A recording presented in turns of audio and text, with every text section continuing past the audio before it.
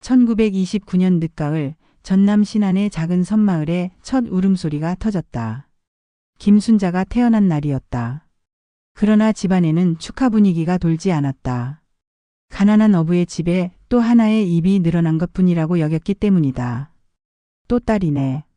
아버지는 짧게 중얼거리고 방을 나갔다. 지친 얼굴의 어머니는 갓난아기를 품에 꼭 안았다. 순자보다 먼저 태어난 오빠들 셋은 이미 부모의 관심을 나누어 가진 터였다. 막내딸 순자에게 돌아올 몫은 많지 않았다. 섬은 사방이 바다로 둘러싸인 작은 점 같은 곳이었다. 육지까지 나룻배로 1시간은 좋게 걸렸다. 20가구 남짓이 사는 마을에서는 서로의 사정을 서로가 다 알고 지냈다. 순자네 집이 가장 가난하다는 것도 예외가 아니었다. 순자야, 오빠들 밥부터 차려라. 5살이 된 순자는 젓가락질도 서툴렀지만 어머니의 손을 거들어야 했다. 오빠들이 먼저 먹고 그 다음 아버지가 드시고 맨 마지막이 어머니와 순자 차례였다. 늘 그랬고 순자는 그것이 당연한 줄 알고 자랐다. 여름날 어느 오후 순자는 혼자 갯바위에 앉아 있었다. 오빠들은 친구들과 바다에서 멱을 감고 있었지만 순자를 끼워주지 않았다. 너는 여자애니까 따라오지 마. 큰 오빠의 말이 귓가에 맴돌았다. 순자는 작은 돌멩이를 집어 바다로 휙 던지며 중얼거렸다. 나도 놀고 싶은데. 파도가 바위에 부딪히며 하얀 거품을 일으켰다. 금세 사라지는 거품을 바라보던 순자는 묘한 기분에 잠겼다. 자신도 저 거품처럼 금방 사라져버릴 것만 같았다. 7살이 되자 순자는 마을의 작은 학교에 다니기 시작했다. 그러나 오래가지 못했다. 집안 사정이 더 어려워지자 아버지는 순자를 학교에서 빼냈다. 딸아이가 뭘 그리 배우겠나. 집에서 어미 일이나 거들어라. 순자는 아무 말도 하지 못했다. 책 읽고 글자 쓰는 일이 얼마나 재미있는지 말하고 싶었지만 말해봐야 소용없다는 걸 어린 마음에도 알고 있었다. 마을의 시선도 곱지 않았다. 우물가에서 물을 길어오는 순자를 보며 안악들은 수군거렸다. 저 집 딸 참 불쌍하다. 공부도 못하고 집안일만 하는구나. 여자 팔자가 다 그렇지 뭐. 그 말들이 쌓일수록 순자는 더 움츠러들었다. 자신이 남들과 다르다는 걸, 가난하고 배움의 기회가 없고 가족 안에서도 뒷순이라는 걸 깨달았다. 나는 왜 이렇게 태어났을까? 10살이 된 순자는 밤마다 그렇게 생각했다. 다른 아이들처럼 마음껏 뛰어놀고 책도 읽고 싶었다. 하지만 현실은 허락하지 않았다. 새벽마다 일어나 어머니를 도와 집안일을 하고 낮에는 밭일을 거들었다. 어느 저녁 마루 끝에 앉아 바다를 바라보는데 해가 지며 하늘이 붉게 물들었다. 그때 어머니가 다가와 곁에 앉았다. 순자야, 힘드냐? 조용한 물음에 순자는 고개를 끄덕였다. 응, 엄마, 조금 힘들어. 엄마도 내가 공부했으면 좋겠는데 형편이 그렇지 못해 미안하다. 어머니의 손이 순자의 머리를 쓰다듬었다. 따뜻한 손길이었지만 그 따뜻함 속에서 순자는 더 큰 외로움도 느꼈다. 어머니 혼자서는 어쩔 수 없는 것이 너무 많았기 때문이다. 그날 밤 순자는 천장을 바라보며 생각했다. 자신이 이 세상에서 혼자라는 것, 아무도 자신을 온전히 이해해주지 못한다는 것을. 10살 아이가 감당하기엔 너무 무거운 깨달음이었다. 바람이 창문을 흔들며 스며들었다. 짭조름한 바다 냄새와 함께였다. 그 바람 속에서 순자는 설명할 수 없지만 분명히 존재하는 어떤 가능성을 감지했다. 언젠가는. 순자는 작게 중얼거렸다. 구체적이지는 않았지만 분명한 의지가 담겨 있었다. 이 작은 섬, 이 고립 속에서도 언젠가는 자신만의 길을 찾아낼 수 있으리라는 희미한 믿음이었다. 멀리서 파도 소리가 들려왔다. 끝없이 반복되는 그 소리가 순자에게 무언가를 약속하는 듯 했다. 시간이 흘러도 변하지 않는 것이 있다는 것, 그리고 그 속에서 자신도 언젠가 무언가를 발견하게 되리라는 것을. 15살이 된 순자는 새벽 4시면 어김없이 일어났다.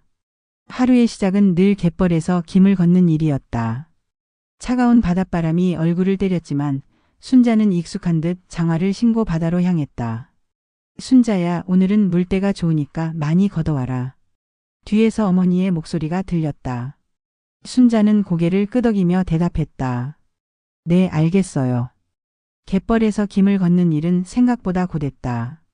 몇 시간씩 허리를 굽혀 서 있어야 했고 손은 차가운 바닷물에 잠겨 얼얼했다. 하지만 순자는 불평하지 않았다. 이 일이 집안에 조금이라도 보탬이 된다는 걸 알았기 때문이다. 해가 떠오를 무렵 순자는 김 바구니를 가득 채워 집으로 돌아왔다. 간단히 아침을 먹고 나면 이번에는 언덕배기의 작은 고구마 밭으로 향했다. 올해는 고구마가 잘 자랐구나. 순자는 흙을 헤치며 고구마를 캐내다 혼잣말을 했다. 땅속에서 주황빛 고구마가 모습을 드러낼 때면 묘한 기쁨이 가슴속에 차올랐다. 무언가를 키워내고 거두는 일은 작은 성취감을 주었다. 그러나 현실은 여전히 순자를 짓눌렀다. 어느 저녁 아버지와 오빠들이 모여 앉아 나누는 이야기가 들려왔다. 큰아들은 장가를 가야 할 나이인데 돈이 어디 있나. 순자라도 시집 보내면 예단이라도 들어올 텐데. 부엌에서 설거지를 하던 순자는 그 말을 듣고 가슴이 철렁 내려앉았다. 자신이 돈으로 계산되고 있다는 사실이 서러웠다. 아버지, 저는 아직. 용기 내어 입을 열었지만 아버지는 차가운 눈빛으로 순자를 바라보았다. 내가 뭘 안다고 나서나. 여자는 시집 가는 게 팔자다. 하지만 저도 하고 싶은 일이. 하고 싶은 일? 웃기는 소리 말아라. 내가 뭘 할 수 있다고. 점점 커지는 아버지의 목소리에 순자는 더 말을 잇지 못했다. 눈물이 고였지만 꾹 참았다. 그날 밤 순자는 갯바위에 나가 앉았다. 달빛이 바다를 은빛으로 물들이고 파도 소리만이 정막을 깨뜨렸다. 나는 정말 아무것도 할 수 없는 걸까? 무릎을 끌어안은 채 중얼거렸다. 바다는 대답하지 않았지만 쉼없이 파도를 밀어보냈다. 그 리듬 속에서 순자는 깨달았다. 바다는 늘 같아 보이지만 매 순간 다른 얼굴을 하고 있다는 것을. 나도 언젠가는. 뒤 순자는 용기를 내어 어머니께 말했다. 엄마, 저 시집 가기 싫어요. 고구마를 썰던 어머니의 손이 멈췄다. 순자야, 엄마도 내 마음을 안다. 하지만 우리 형편이. 그럼 제가 더 벌어올게요. 김도 더 걷고 고구마도 더 많이 키워서요. 순자의 절실한 목소리에 어머니는 잠시 딸을 바라보다가 고개를 끄덕였다. 그래, 해보자. 하지만 쉽지 않을 거다. 괜찮아요. 열심히 할게요. 그날 이후 순자의 하루는 더 바빠졌다. 새벽 3시에 일어나 갯벌로 나가 김을 걷고 곧장 밭으로 향했다. 점심도 걸은 채 일했고 해질 무렵이 되어서야 집으로 돌아와 저녁을 준비했다. 몇 달이 흘렀다. 그러나 아무리 애써도 집안 형편은 크게 달라지지 않았다. 대신 순자의 몸이 점점 지쳐갔다. 손은 갈라지고 얼굴은 바람과 햇볕에 거칠어졌다. 순자야, 너무 무리하는 거 아니냐? 어머니가 걱정스레 물었지만 순자는 억지 웃음을 지으며 대답했다. 괜찮아요. 조금만 더 하면 될 거예요. 그러나 마음속 깊은 곳에서는 한계를 느끼고 있었다. 어느 날 저녁 순자는 다시 갯바위에 앉았다. 이번에는 눈물을 숨기지 않았다. 서러움과 억울함, 막막한 마음이 파도처럼 쏟아져 나왔다. 내가 아무리 열심히 해도 소용없구나. 그때 문득 바다가 무언가를 말해주는 듯 느껴졌다. 파도는 바위에 부딪혀 부서져도 끊임없이 밀려왔다. 포기하지 않고 끝없이 반복했다. 바다도 이렇게 계속 오는데 나라고 못할 게 뭐야. 순자는 눈물을 닦고 자리에서 일어났다. 단순히 더 열심히만 해서는 안 된다는 걸 깨달았다. 다른 길, 다른 방법을 찾아야 했다. 흙에서 배우고 바다에서 배우듯이. 순자는 자연에서 답을 얻고자 했다. 고구마가 땅속에서 천천히 자라듯 자신도 서두르지 않고 차근차근 길을 찾아보기로 했다. 그날 밤 순자는 새로운 결심을 했다. 당장의 현실은 바꿀 수 없더라도 포기하지는 않겠다고. 바다와 땅이 가르쳐준 인내와 기다림을 마음에 새기며 한 걸음씩 나아가리라 다짐했다. 멀리서 들려오는 파도 소리는 여전히 같았다. 그러나 이제 순자의 귀에는 다르게 들렸다. 포기하지 말라는 격려의 소리처럼. 20살이 된 순자는 결국 인근 마을의 어부와 혼인했다. 아버지의 뜻을 거스를 수 없었기 때문이다. 시댁에서도 순자의 삶은 달라지지 않았다. 새벽부터 일어나 시어머니를 모시고 남편을 뒷바라지하며 아이들을 키우느라 하루가 어떻게 가는지도 몰랐다. 세월이 흘러 순자는 내 아이의 어머니가 되었다. 가난은 여전했지만 아이들만큼은 제대로 키우고 싶었다. 새벽엔 갯벌에 나가 일을 하고 오후에는 밭을 돌보며 하루하루를 버텨냈다. 엄마 배고파. 막내 아들이 치마자락을 잡아당겼다. 순자는 아이를 안아 올리며 부엌을 둘러보았다. 쌀독은 텅 비어 있었고 반찬거리는 변변치 않았다. 조금만 기다려라. 엄마가 뭔가 해줄게. 마지막 남은 고구마를 삶아 아이들에게 나눠주고 자신은 먹지 않았다. 아이들이 허겁지겁 먹는 모습을 바라보며 배고픔을 참았다. 그런 생활이 20여 년 계속되었다. 순자의 몸은 점점 야위어 갔지만 누구도 알아채지 못했다. 알아차릴 여유조차 없는 세상이었기 때문이다. 45살이 되던 해 순자는 속이 쓰리고 아픈 것을 느꼈다. 처음에는 과로 탓이라 여겼지만 통증은 날이 갈수록 심해졌다. 어머니 얼굴이 너무 안 좋아요. 큰딸이 걱정스럽게 말했다. 순자는 손을 내저었다. 괜찮다. 조금 피곤할 뿐이야. 그러나 순자 스스로도 알았다. 단순한 피곤이 아니라는 것을. 밥만 먹으면 메스꺼움이 올라왔고 토할 때도 있었다. 몸무게도 눈에 띄게 줄었다. 병원에 가봐야겠다. 남편이 처음으로 걱정스러운 목소리를 냈다. 병원비가 어디 있다고. 그냥 쉬면 나아질 거야. 그래도 이상하다. 한번 가보자. 결국 순자는 섬을 떠나 육지의 큰 병원으로 향했다. 생전 처음 타보는 기차, 처음 마주한 거대한 건물 앞에서 몸이 작아지는 듯했다. 검사를 해봐야겠습니다. 의사의 말에 순자의 가슴은 두근거렸다. 며칠 뒤 나온 결과는 충격적이었다. 위암입니다. 이미 상당히 진행된 상태입니다. 순자의 머릿속이 하얘졌다. 암이라는 단어는 곧 죽음을 의미했다. 의사의 설명은 이어졌지만 귀에는 아무것도 들어오지 않았다. 수술을 해야 합니다. 다만 성공 확률이. 말이 끝나기도 전에 순자는 자리에서 일어났다. 더는 들을 수 없었다. 집으로 돌아오는 길 두 사람은 아무 말도 하지 않았다. 무거운 침묵만이 흐르고 있었다. 아이들에게는 뭐라고 해야 할까? 남편이 처음으로 입을 열었다. 순자는 한참을 생각하다 말했다. 아직은 말하지 말자. 수술부터 받고 생각해보자. 그날 밤 순자는 잠을 이루지 못했다. 창밖에서 들려오는 파도 소리가 유난히 크게 들렸다. 어린 시절의 가난, 원치 않던 결혼, 아이들을 위해 달려왔던 시간들이 주마등처럼 스쳐갔다. 내가 뭘 위해 살았나. 순자는 천장을 바라보며 중얼거렸다. 남을 위해서만 살아온 것 같았다. 정작 자신을 위한 시간은 없었다. 수술날이 다가왔다. 순자는 수술복으로 갈아입고 차가운 수술대 위에 누웠다. 이대로 끝나는 건가? 마취가 시작되자 의식이 점점 흐려졌다. 마지막 순간까지 떠오른 건 아이들의 얼굴이었다. 몇 시간 후 순자는 눈을 떴다. 살아있었다. 수술은 성공적이었다. 그러나 앞으로 몇 년을 더 살 수 있을지는 누구도 장담하지 못했다. 살아났구나. 순자는 천장을 바라보며 중얼거렸다. 그런데 기쁨보다 막막함이 더 크게 밀려왔다. 살아남긴 했지만 이제 어떻게 살아야 할지 알 수 없었다. 병원에서 한 달간 치료를 받는 동안 순자는 많은 생각에 잠겼다. 창밖의 하늘, 바람에 흔들리는 나뭇잎, 병실을 오가는 사람들을 바라보며 새로운 질문들이 떠올랐다. 내가 살아있는 이유는 뭘까? 지금까지 나는 정말 살았던 걸까? 퇴원하는 날 순자는 거울을 바라보았다. 수술로 더 야위었지만 눈빛만큼은 달라져 있었다. 간절함이 담겨 있었다. 이제부터는 달리 살아보자. 순자는 거울 속 자신에게 약속했다. 구체적으로 어떻게 할지는 알 수 없었지만 분명 이전과는 다른 삶을 살고 싶었다. 자신을 위한 시간도 가져보고 싶었다. 집으로 돌아오는 길 순자는 바다를 바라보았다. 여전히 파도가 밀려오고 있었다. 예전과 같은 파도였지만 이제는 다르게 보였다. 끊임없이 부서지면서도 멈추지 않는 생명력이 느껴졌다. 나도 저 파도처럼. 순자는 가슴속에서 무언가 새로운 것이 움트는 것을 느꼈다. 그것이 무엇인지 아직은 알 수 없었지만 분명 변화의 시작이었다.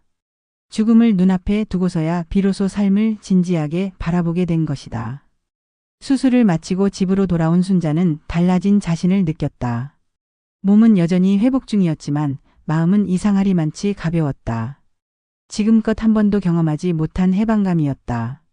엄마 괜찮으세요? 큰딸이 조심스레 물었다. 순자는 고개를 끄덕이며 말했다. 응, 괜찮다. 아니, 괜찮을 거야. 그때부터 순자는 처음으로 자신을 위한 시간을 가지기 시작했다.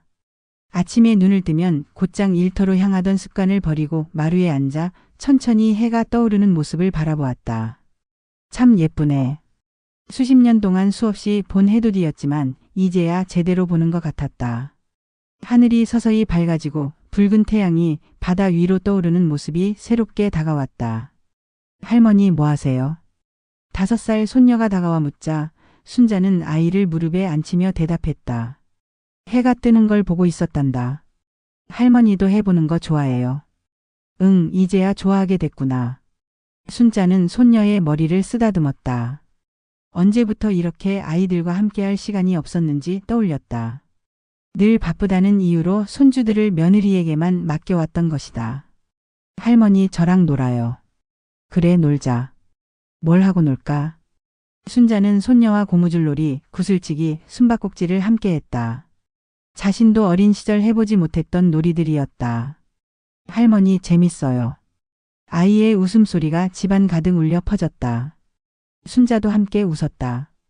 오랜만에 터져나온 웃음이었다. 며칠이 지나자 순자는 더 많은 변화를 시도했다. 집 앞 작은 화단에 꽃을 심기 시작한 것이다. 어머니 꽃을 왜 심으세요? 둘째 아들이 의아해하며 물었다. 그냥 예뻐서. 예뻐서요. 먹지도 못하는 걸. 먹지 못해도 보면 기분이 좋아진다. 아들은 더 말을 잇지 못했다. 어머니가 달라졌음을 느꼈기 때문이다. 화단에는 코스모스, 봉숭아, 채송화가 차례로 피어났다. 순자는 매일 아침 꽃들에게 물을 주며 말을 건넸다. 너희도 힘들지? 그래도 예쁘게 자라주는구나. 꽃들은 대답하지 않았지만 바람에 흔들리며 인사하는 듯 했다. 그 모습에 순자는 미소 지었다. 어느 날 순자는 손주들과 함께 갯벌에 나갔다. 일을 하기 위해서가 아니라 그냥 구경하기 위해서였다. 할머니 개가 있어요. 아이들의 외침에 순자도 함께 눈을 크게 뜨고 개를 찾았다. 작은 개들이 재빠르게 구멍 속으로 숨어드는 모습이 귀여웠다. 저 개들도 열심히 사는구나. 할머니 개랑도 이야기할 수 있어요. 못할 게 뭐 있겠니? 순자가 손을 흔들자 아이들도 따라 개들에게 인사했다. 그 모습을 보며 순자의 가슴은 따뜻해졌다. 내가 어릴 때 이렇게 놀 수 있었다면. 잠시 아쉬움이 스쳤지만 곧 떨쳐냈다. 지금이라도 늦지 않았다. 저녁이 되면 가족과 함께 모여 이야기를 나눴다. 예전에는 식사만 끝나면 각자 제갈 길로 흩어졌지만 이제는 달랐다. 오늘 뭐가 제일 재밌었니? 순자가 손주들에게 묻자 아이들이 입을 모았다. 할머니랑 놀았던 거요. 할머니랑 꽃 본 거요. 그 말에 순자의 마음이 뿌듯해졌다.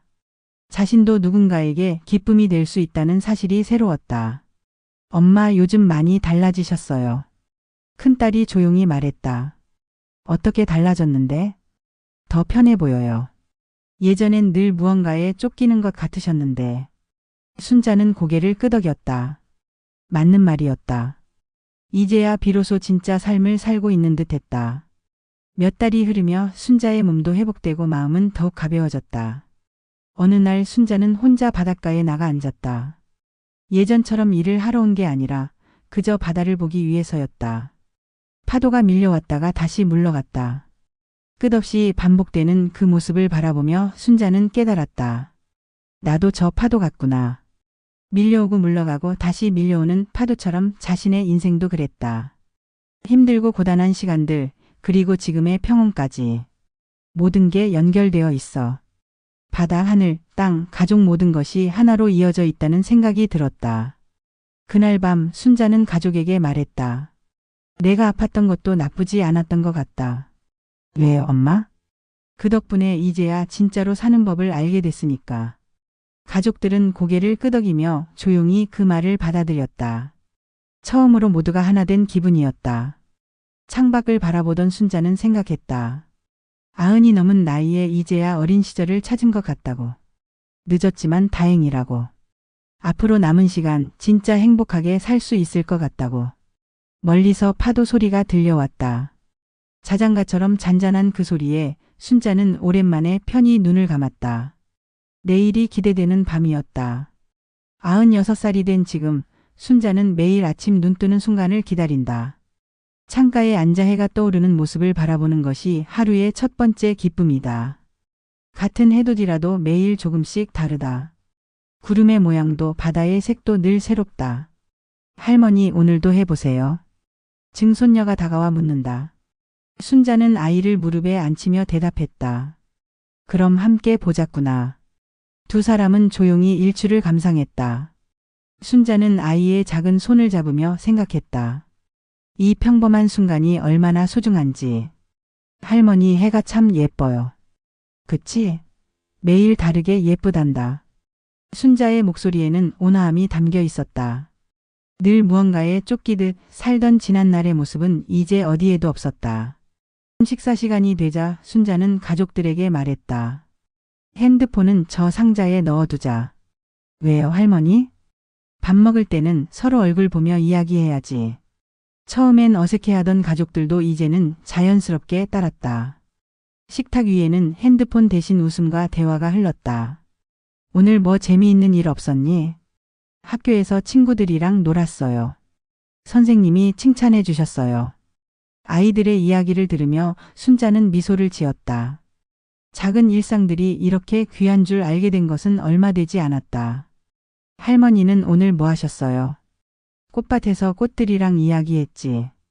꽃들이 뭐라고 해요? 예쁘게 봐줘서 고맙다고 하더라.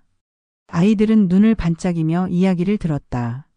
순자에게 꽃과의 대화는 실제였다. 식사를 마친 후 순자는 마당의 작은 화단으로 나갔다. 코스모스, 봉숭아, 채송화가 바람에 흔들리고 있었다. 모두가 순자의 오랜 벗 같은 존재였다. 오늘도 고생 많다. 순자가 꽃들에게 물을 주며 중얼거렸다. 지나가던 이웃 할머니가 다가와 말을 걸었다. 순자야, 요즘 참 좋아 보이네. 고마워. 나이 들어서야 사는 재미를 알겠어. 비결이라도 있나? 순자는 잠시 생각하다가 답했다. 천천히 사는 거야. 서두르지 말고. 천천히? 응. 오늘 하루를 온전히 느끼면서. 그 말에 이웃은 고개를 끄덕였다.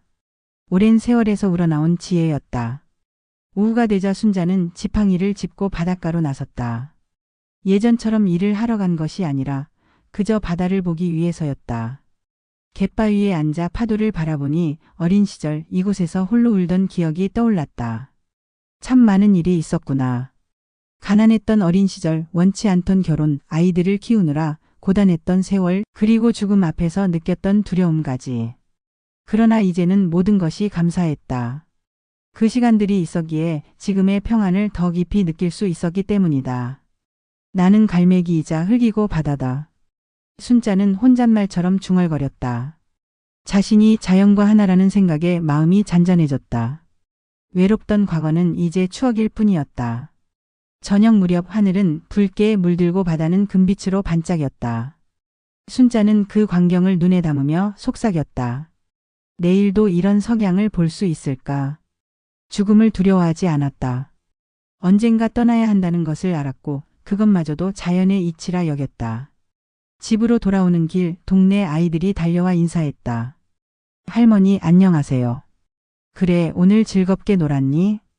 네. 할머니도 같이 놀아요. 순자는 웃으며 대답했다. 그래 잠깐 놀자꾸나. 아이들과 함께한 놀이가 몹시 즐거웠다. 어린 시절에 해보지 못했던 놀이였지만 지금 하니 더욱 재미있었다. 저녁 식사 시간 3대, 4대가 함께 둘러앉아 밥을 먹었다. 그 모습이 순자에게는 가장 큰 행복이었다. 할머니 장수 비결이 뭐예요? 막내 손자가 물었다. 순자는 미소 지으며 답했다. 천천히 살아라. 서두르지 말고 오늘 하루를 온전히 느껴라. 그게 다예요. 그게 다야. 복잡할 것 없어. 순자의 말에 가족들은 고개를 끄덕였다. 단순하지만 깊은 울림이 있었다. 그리고 감사하며 살아라. 작은 것에도 고마워해야 해. 무엇에 감사해요? 해가 뜨는 것, 꽃이 피는 것, 너희들이 건강한 건 모두가 감사할 일이지. 그날 밤 순자는 일기를 썼다. 몇 년 전부터 이어온 습관이었다. 글씨는 서툴렀지만 정성은 가득했다. 오늘도 좋은 하루였다. 손주들과 놀고 꽃들과 이야기하고 가족들과 함께 밥을 먹었다. 작은 일들이지만 모두 소중했다. 순자는 생각했다. 인생의 본질은 거창한 것이 아니라고. 작은 순간 속 감사와 경이로움, 그것이 진짜 행복이었다. 창밖에 별들이 반짝이고 있었다. 순자는 별빛을 바라보며 조용히 속삭였다. 고마워, 이렇게 살게 해줘서. 96년의 긴 세월, 고난과 슬픔도 많았지만 결국 이 순간에 닿을 수 있었다. 순자는 자신의 삶이 결코 헛되지 않았다고 여겼다. 내일 아침에도 해는 떠오를 것이다. 순자는 그 해돋이를 기대하며 잠들었다.